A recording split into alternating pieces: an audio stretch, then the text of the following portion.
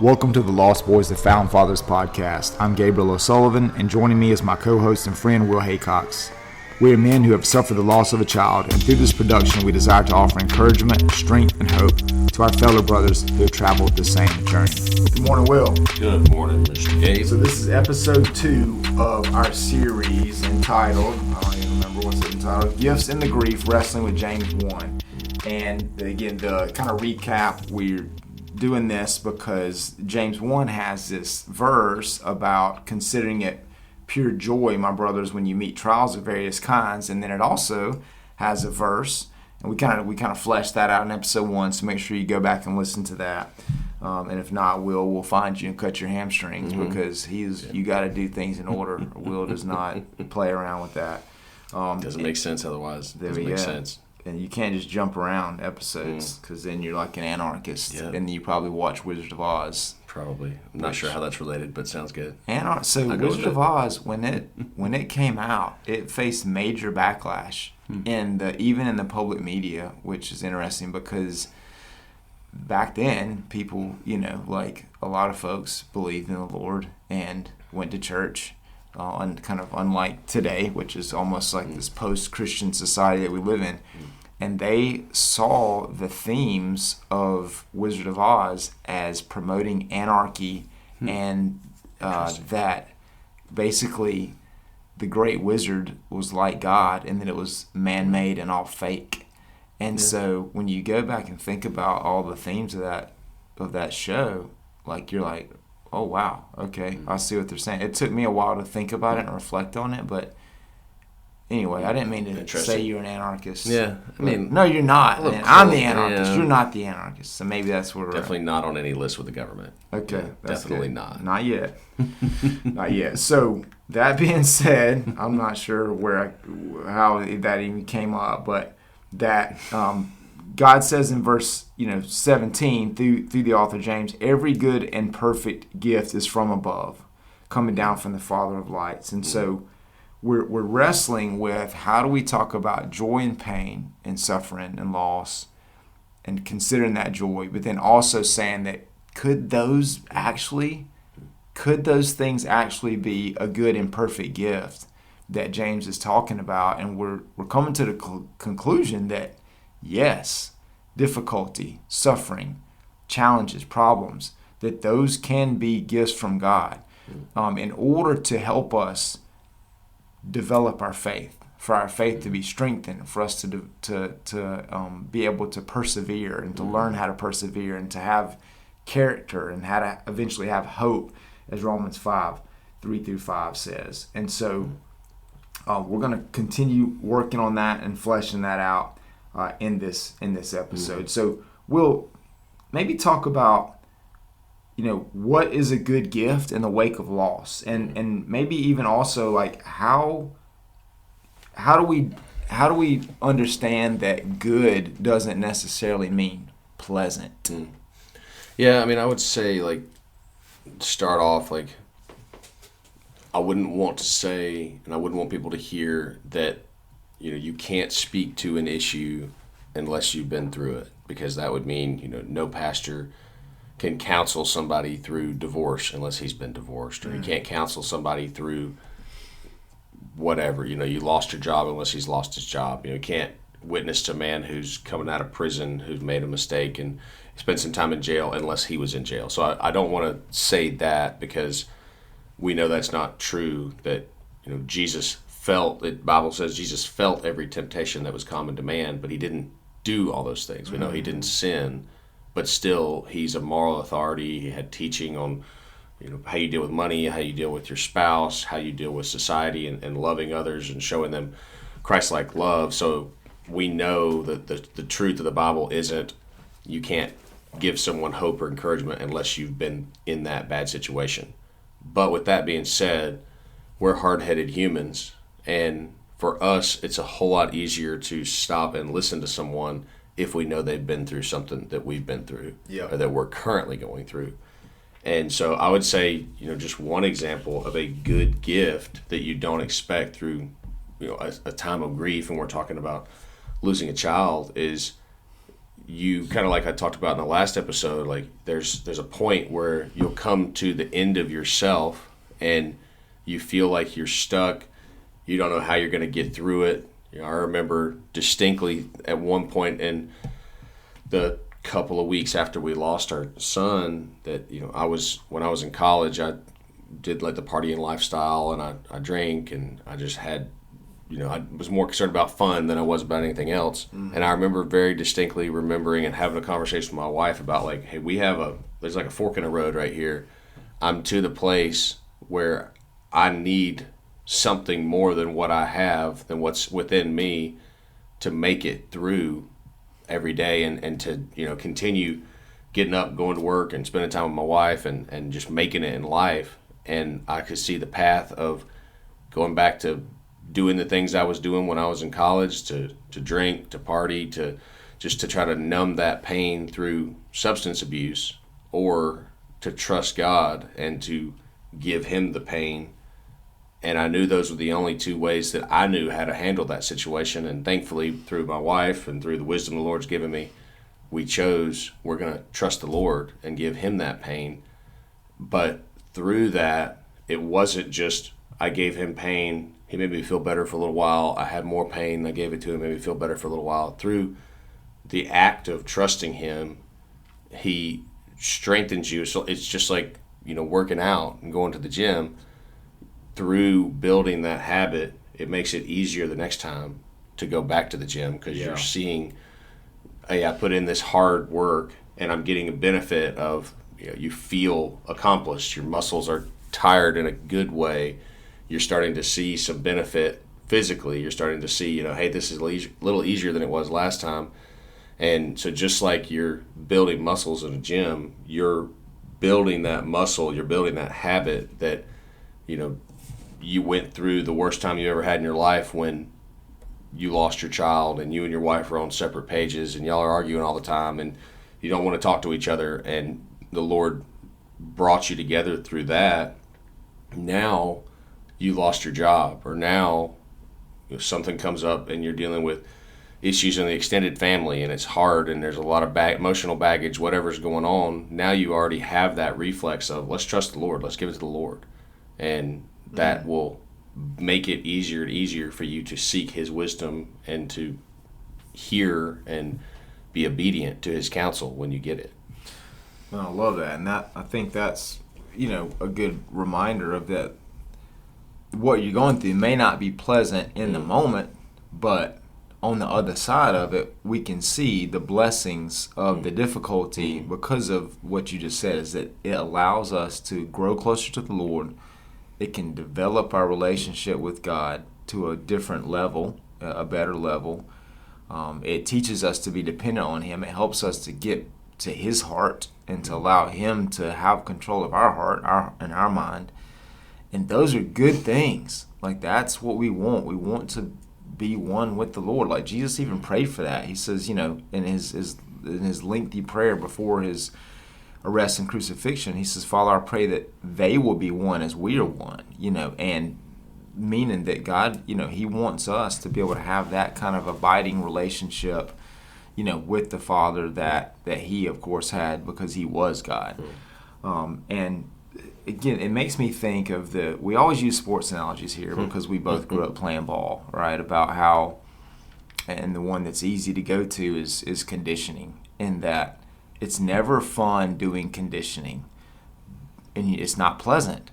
But you recognize on the other side of it, like when you get to the fourth quarter in a game, you're like, man, I'm glad that we went through that conditioning, because now I still got some juice in the tank. Mm-hmm. And then maybe your opponent doesn't, because maybe their coach didn't put them through as much conditioning, or they didn't put as much into it, and so now they're like, wow, I kind of wish that, you know, I was in better shape because I didn't go through that. And the same thing with us, with these challenges or difficulties, like they become a blessing when we, again, on the other side of that, because we see the perseverance it developed, the character it developed, the hope it developed, the fact that it allowed us to grow closer to the Lord and to hopefully, you know, have a better relationship with him. And again, it's a choice that we have to make. And if people are listening and they don't play sports, which is a possibility, right? Okay, we'll use a cooking show analogy. Like, if Gordon Ramsay didn't yell and scream and throw plates, then those chefs wouldn't be as good as they are, and their restaurants wouldn't be as successful. So they've got to look back on getting embarrassed on national television and think, I'm glad that Gordon Ramsay was such a mean a-hole to me, because if he wasn't, this plate of ossobuco wouldn't be as good as it is. Wouldn't be nearly as good. And I don't even know what ossobuco is, but it sounds like something they would make on a cooking show. Mm-hmm. Yeah, I mean, I think it just, what you're talking about, going through the pain and the suffering of preparing to do something well and then being able to do it is really universal to any experience. If you don't like sports, think about learning an instrument. Unless you're Beethoven or Mozart or somebody, you're not just picking up a piano or walking up to a piano. It'd be kind of hard to pick up a piano. I can pick up a piano. I just want to put that out there. Keyboard piano. It might be electronic. Unless you're just like a prodigy, you're not picking up a violin and playing some incredible thing the first time you touched it. Right. So whatever if you're into video games, you're not just picking up a video game and you're gonna beat it first shot. Like if you're not building the habits of putting in work, preparing every day, and practicing with how you're playing the piano when it comes to time for your recital, or you just you want to get better and you've been playing piano for 6 years, but really you've been playing the same song over and over again, and you like practice the elementary things, like the Bible says, move on from the elementary things, move on from the spiritual milk and get some spiritual steak, some solid food, something that'll actually sustain you. You're never going to get better at playing the piano. So no matter what your hobby is, if it's knitting or running or anything else, if you're not willing to put in the work to get better at it, you're going to stay where you are, or your skills are going to atrophy and you're going to get worse at it. And so I think going through suffering is a refining experience that you are pushed to the end of yourself, and you need to do something you need something outside of yourself. And when you reach out and you ask for help from the Lord, He's there and He's faithful. And so I think what you mentioned here already is a gift from the Lord through grief is that He can lead us back to Himself, and it's anything that leads us to Him. There's some good. It might not be all the good that comes from it. The Lord's going to continue to use situations even beyond what we know. But that's one thing that happened. Something happened earlier in the year prior to my wife and I losing our son back in 2019 that at the time was a really horrible thing for us to go through, and we didn't know how we were going to get through it. And the Lord used that, and now I view that event as almost entirely good, even though it wasn't objectively, because it drew us back to the Lord and helped us flex that muscle of relying on Him, so that when we lost our children or our son, we turned around and we could say, hey, God was faithful through this now seemingly small thing, so He's going to be good and faithful through this larger thing that we're dealing with here. And if we hadn't been through that first instance of pain, we wouldn't have been able to stop and say, hey, He was good here. Let's see if He's still good over there, and continue to walk in faith and trust Him. And I think that brings up this next point of that we have this opportunity, and you just expressed how you had that mentality, even though you were going through a really difficult thing of losing your child, of eventually you got to this point, you and Hannah, where you were not asking, why me, Lord? But you were asking, like, what now, Lord? Like, what do I learn from this? How can I help other people grow? I mean, that's why you came to me and had the idea about this podcast, right? Or about doing a group to help support men that are going through a difficult time. So you weren't just coming at it from this victim mindset of like, oh, poor pitiful me, like God's just punishing us. God, like, why are we suffering? Like, why is God dumping on us? Like, you were looking at it from a standpoint of, okay, we've gone through this difficult time, but now what positive can we bring out of this? Like, not only what can we get, but what can we bring? And I think that's something good for us to remember as men, is that and whoever's listening to this, that we have the opportunity to kind of reframe the situation, right? Like we don't just necessarily accept something as it comes. We have to take that in, and then we have to process it and figure out, how do I turn this around for good, not only of myself and my family, but for other people too, because God's putting us in situations, good or bad, during our life, so that we can end up being a blessing to Him and a blessing to others. Life is not just about us and ourselves and our families. It's about how can we be a blessing to God's kingdom. Just like He causes the rain to fall on the just and the unjust, as the Word says, like He's looking for ways to bless everybody. How can we be a blessing to others through the good or the bad things that we've gone through? And I think we gotta remember too that having faith, or eventually putting a positive spin on a negative situation, like that's not. You said in the earlier podcast, last episode, that it's not a fake it till you make it, where you're trying to like trick other people, like put on this false front. But our faith is actually kind of sometimes defying the appearance of a situation, and realizing that, you know what, like I don't have to like live in despair and sadness and sorrow, but I'm going to defy that, and I'm going to figure out how can I have hope out of this situation. Yeah, I love where you put it in the notes there. It's having hope that defies despair. And I guess I haven't really thought about it that way, but it is, despair, we know, does not come from the Lord, just like, testing and temptation doesn't come from the Lord. He allows you to be tested. He allows you to go through temptation, but He doesn't choose to tempt someone. Yeah, the Lord's never dangling a carrot in front of your face and waiting to see if you're going to fail or not. And by the same token, when you are feeling at the end of yourself, you're feeling like I can't see any way out of this. I can't see any way that life is going to be good or normal or livable again. And you don't know where to go, and you don't see the point in continuing to try anymore. Having that hope and choosing to have that hope in the Lord and feeling that hope that the Holy Spirit gives you is like an act of defiance against the devil, because the devil's the one that's giving you that despair and trying to bring you down, trying to convince you that ultimately the devil wants you out of the fight, bringing people to the Lord. And whether he wants to do that by causing your life to end, or whether he wants to do that through turning you against God and making you so bitter against Him that you're blaming your pain and your suffering on the Lord, and you turn away from your faith. The devil's won, and he's going to do that, especially in these hard circumstances that happen. He's going to do that by causing you to despair. And whether you feel like you have the strength to continue on or not, the Holy Spirit can strengthen you, and you don't want to let the devil win.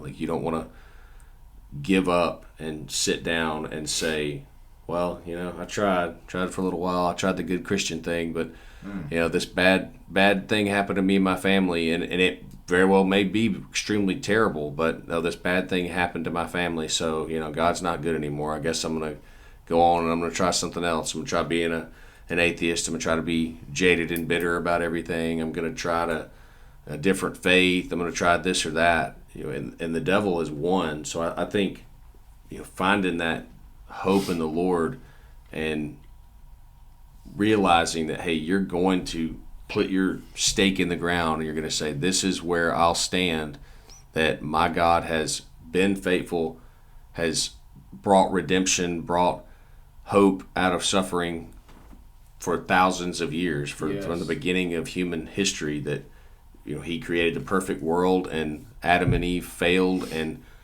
could have completely derailed, if God wasn't God, completely derailed the purpose of the earth was for God to spend time with humans and enjoy us and let us enjoy Him. And the first people could have ruined His plan, but He's faithful and He's all-knowing that He used that evil that they rebelled against him, to bring the good of showing his love and his redemption and his continual forgiveness, and ultimately bringing Jesus here and bringing more and more and more people into his family. So God has demonstrated for thousands of years his faithfulness, and we need to choose to believe in his faithfulness and have hope no matter what we're going through. And I want to just emphasize that everything you said is so amazing, and I needed to hear it, actually. And I'm sure other people do too. And it's not like we got to recognize this is not a one-time fix. Okay, this isn't like, okay, I'm going to fix this, and this isn't Lego pieces, right? Oh, just move this one Lego piece here, now your whole set's going to work. Like, it's going to be an ongoing thing, okay, that you have to continue to tell yourself. You have to continue to work out your mind. You have to continue to work out your heart. And I think that's why the word, like we think about Paul saying that the one thing I do is forgetting what is behind, but I press on ahead, right? I'm kind of paraphrasing there, to take hold of that which Christ has taken hold of me. I press on toward the goal to win the prize. Even in Proverbs, where we got Solomon saying that Proverbs chapter 3, I was reading it last night, where he talks about walking straight ahead with your gaze fixed straight ahead. And so what we're seeing there is this word picture of not looking back. Like, not looking back and let what happened in the past negatively affect our future. Like, do we want to be mindful of what happened and learn from it and grow from it? Absolutely. But if we dwell on it, then that leads to what you said, the word despair. And that can lead to us thinking, like, if we're walking straight ahead but we're always looking back, we're going to trip and stumble and fall. And so we've got to take that and learn from it, but grow from it, but we keep our eyes fixed ahead. And if not, then we're not going to be effective. Just like you said, we're going to go through these periods of very ineffective behavior, thought, very ineffective or damaging, even to our own psyche or to our family or to our business or to our relationships, if we allow the lies of the enemy to overpower us. And that's not something that's easy to do, and you have to work at that just like you have to work at the gym, like you mentioned. We were talking off camera a minute ago and off air about I had the opportunity to go to the Chris Stapleton concert a couple weeks ago. Just super amazing, loved it. A girl from our neck of the woods, Nikki Lane, opened up for him. She's from Woodruff, which is like a town about 30 minutes from here, so that was super cool to see this local girl making it big too, which was really neat. But one of Chris Stapleton's songs, he talks about the mountains of his mind and how he's, the neat lyrics, but just talking about how he's, whoever wrote the song, having a hard time overcoming the mountains in his mind. And that's what I'm saying here, is that we've got these mountains that have been created in our mind, and our goal is to overcome them, is to keep walking forward and don't go back down into the other valley that you've been through. You got to keep moving. And yes, you're going to get to a peak, and then you're gonna have a fall off. It's just going to happen, right? Most likely. But then you got to get through that valley and get up to the next peak. And it's going to be a process of continuing moving forward. Again, I'm bringing back up Romans 5:3-5. Not only that, but we rejoice in our suffering, knowing that suffering produces endurance. Well, what is endurance? I mean, endurance is like getting through something, right? And so that's indicating to us we're going to have to continue to try to get through stuff. And that continuing to try to get through stuff produces character. It makes in us this character of, hey, I can overcome. I can get through this. I don't have to stay stuck. I can keep moving forward. And then when we understand that, then we have hope. We have hope in our present. We have hope in our future, because we know, hey, I've gotten through this difficult time in the past. I can get through it again. And so that gives us hope. And it says, and hope does not put to shame. Of course, hope doesn't put to shame. If you got hope in something and in yourself, then you don't feel shamed. If you don't have hope and you're living in this as a despot in despair, then you feel pretty crappy about yourself, quite honestly. I've been there. We all have. And it says, because God's love has been poured into our hearts through the Holy Spirit who has been given to us. So, again, that's going back to what Will said earlier, where the goal here is intimacy with Christ. That's where we want to be. And that's where difficulties and blessings can bring us to. We talk about difficulty a lot, but we don't want to forget the blessings. Like, God blesses us, and when he blesses us with good things, what we would consider to be good things, okay? Like salvation, like forgiveness, like with love, like with relationships, like with an amazing spouse, like with the blessing to be able to feed our family. Like, those are great gifts from God. Being able to experience a sunset, being able to feel what the ocean feels like, lapping up against your skin when you're standing in the surf, being able to go fishing and see your kids catch a fish, like all these good things that bring us joy, that are gifts from God. Feeling the rain when it's been 95 degrees and you get that thunderstorm and you're like, man, this is amazing. Like, thank you, God, for this rain. Like, all these good gifts too. Those things are God just pouring his love and his affirmation right into our hearts. And if you're a Christian, if you're a believer, then his Holy Spirit is within us, and he's always wanting to let us know how much he loves us and how good he is to us. Sometimes we just have a hard time overcoming the mountains in our mind, and we suppress that. Yeah, and I just want to, kind of as we're starting to wrap up here, I just wanted to stress, and I think you mentioned it a few times, but you're not intended, humans were not intended to go through things alone. That ultimately, like I said, we were created because God wanted us, and obviously he created us, so he wanted us and did the creating, and he wanted to spend time with us. You see, when the world did exist in perfection for whatever period of time they were in the garden, you saw that God walked with Adam and Eve, and he spoke with them, and so there's this harmony, and there was a relationship there between Adam and Eve, and between Adam and Eve and God.